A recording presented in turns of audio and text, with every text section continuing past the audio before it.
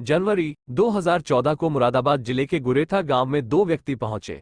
उनमें से एक की गोद में एक बच्चा था। वह बोला, तीर्थांकर महावीर मेडिकल कॉलेज में मेरी पत्नी ने एक बेटी को जन्म दिया था। बच्ची मर गई है, अब इसे दफनाना है। दफनाने के लिए हमें फावड़ा चाहिए। हमें शमशान बता दो, इस बच्ची को हम वहां दफना देंगे।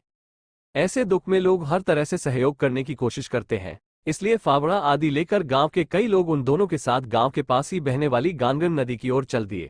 गांव का एक आदमी दुकान से बच्ची के लिए कफन भी खरीद लाया। गांगन नदी के आसपास के गांवों के लोग अपने प्रियजनों का अंतिम संस्कार नदी के किनारे स्थित शमशान में करते थे, इसलिए वे भी बच्ची को कफन में लपेटकर नदी की तरफ चल दिए। नदी किनारे पहुंचकर गांव के एक आदमी ने बच्ची की लाश को दफनाने के लिए एक गड्ढा भी खोद दिया।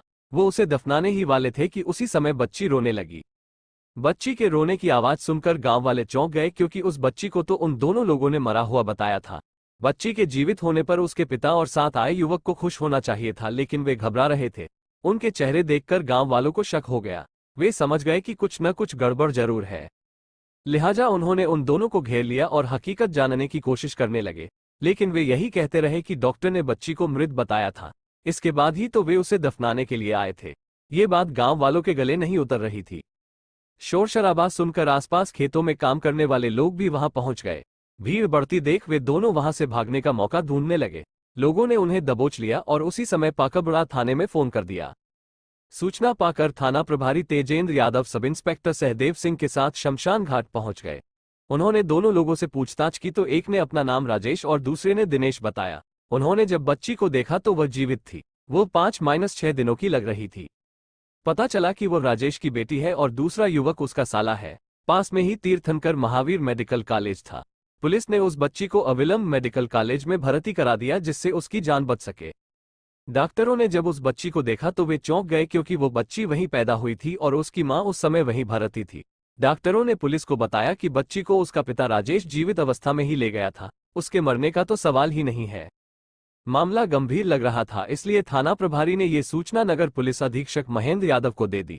उधर डॉक्टरों ने भी बच्ची को आईसीयू में भर्ती करके इलाज शुरू कर दिया। नगर पुलिस अधीक्षक महेंद्र भी थाना पाकबड़ा पहुंच गए। थाना प्रभारी ने उनके सामने राजेश से जब पूछताछ की तो बच्ची को जिंदा दफन करने की एक चौंकाने वाली कहानी सामने आई। राजेश मूल रूप से उत्तर प्रदेश के बरेली शहर के हाफिजगंज का रहने वाला था। वो मोटर मैकेनिक का काम करता था। पिता राम भरोसे को जब लगा कि राजेश अपना घर चलाने लायक हो गया है तो उन्होंने बरेली के ही नवाबगंज में रहने वाले मुक्ता प्रसाद की बेटी सुनीता से उसकी शादी कर दी।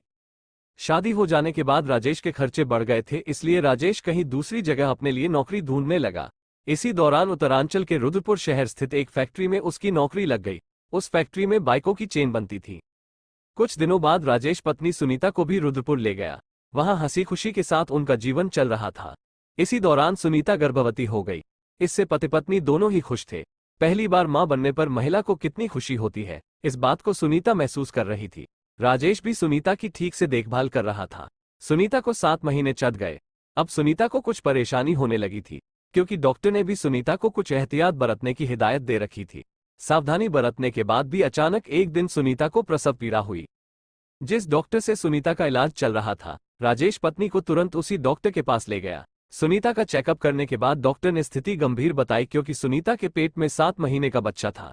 यदि वो 8-8.5 महीने से ऊपर का होता तो डिलीवरी कराई जा सकती थी। समय से 2 महीने पहले डिलीवरी कराना उस डॉक्टर की नजरों में मुनासिब नहीं था। ऐसी हालत में सुनीता को किसी अच्छे अस्पताल या नर्सिंग होम में ले जाना जरूरी था। रुद्रपुर में कई नर्सिंग होम ऐसे थे जहां सुनीता को ले जाया जा सकता था, लेकिन वे महंगे होने की वजह से राजेश के बजट से बाहर थे। लिहाजा वह पत्नी को लेकर मुरादाबाद आ गया और उसे तीर्थंकर महावीर यूनिवर्सिटी के मेडिकल कॉलेज में भर्ती करा दिया। वहां 4 जनवरी 2014 को सुनीता ने एक बेटी को जन्म दिया। बच्ची 7 महीने में पैदा हुई थी, इसलिए वो बेहद कमजोर थी। उसे इंक्यूबेटर में रखा जाना बहुत जरूरी था, लेकिन मेडिकल कॉलेज में जो इंक्यूबेटर थे उनमें पहले से ही दूसरे बच्चे रखे हुए थे। ऐसी स्थिति में मेडिकल कॉलेज के जॉइंट डायरेक्टर डा. विपिन कुमार जैन ने राजेश को सलाह दी कि वह अपनी बच्ची को किसी अन्य नर्सिंग होम या अस्पताल या फिर दिल्ली ले जाए, क्योंकि बच्ची की हालत ठीक नहीं है।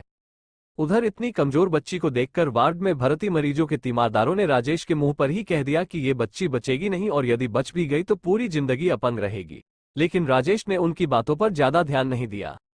बेटी की जान बचाने के लिए राजेश उसे लेकर मुरादाबाद के साईं अस्पताल पहुंचा। राजेश के साथ उसका साला दिनेश भी था। साई अस्पताल में बच्ची को भर्ती करने से पहले 10,000 रुपये जमा कराने को कहा गया। उसके पास उस समय इतने रुपए नहीं थे।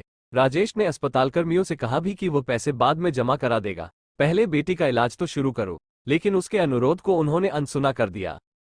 राजेश बेटी को हर हाल में बचाना चाहता था, इसलिए उसने अपने कई सगे संबंधियों और रिश्तेदारों को फोन करके अपनी स्थिति बताई और उनसे पैसे मांगे, लेकिन किसी ने भी उसकी सहायता करने के बजाय कोई न कोई बहाना बना दिया। राजेश बहुत परेशान हो गया था।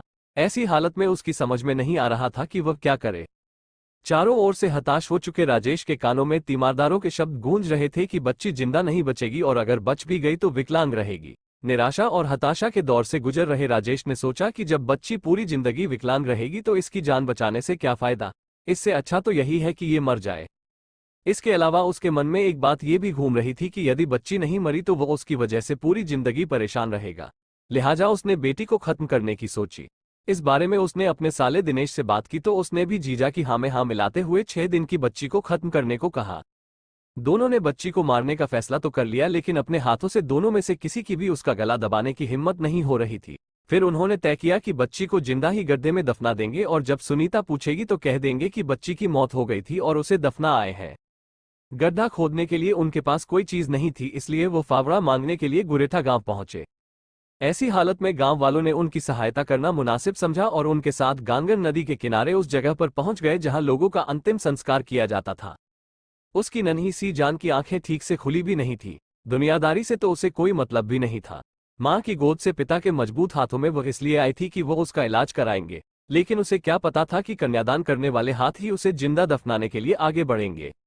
लेकिन जैसे ही उसे गड्ढे में ठंडी रेत पर लिटाया गया, वो हाथ पैर चलाते हुए जोर जोर से रोने लगी, जैसे वो रोते रोते अपने जन्मदाता से पूछ रही हो कि मेरा कसूर क्या है, मुझे मत मारो, एक दिन मैं ही तुम्हारा सहारा बनूंगी और घर में उजियारा फैलाऊंगी। लेकिन उस समय पिता की संवेदनशीलता नदारद हो चुकी थी। अचानक बच्ची की आवाज सुनकर राजेश और दिनेश घबरा गए। वे सोचने लगे कि काश ये 2 मिनट और न रोती तो। बहरहाल उसकी आवाज सुनकर गांव वाले चौंक गए और उन्होंने पुलिस बुला ली। दोनों से पूछताछ के बाद पुलिस ने उन्हें न्यायालय में पेश करके जेल भेज दिया। पुलिस ने उस बच्ची को तीर्थांकर महावीर यूनिवर्सिटी के मेडिकल कॉलेज में भर्ती करवा दिया था। वहां उसे इंक्यूबेटर में रख दिया गया था। उसकी हालत में भी सुधार होने लगा था। उधर सुनीता को इस बात का पता नहीं था कि उसने जिस बच्चे को जन्म दिया, उसकी हत्या की कोशिश करने वाला उसका पति जेल में है।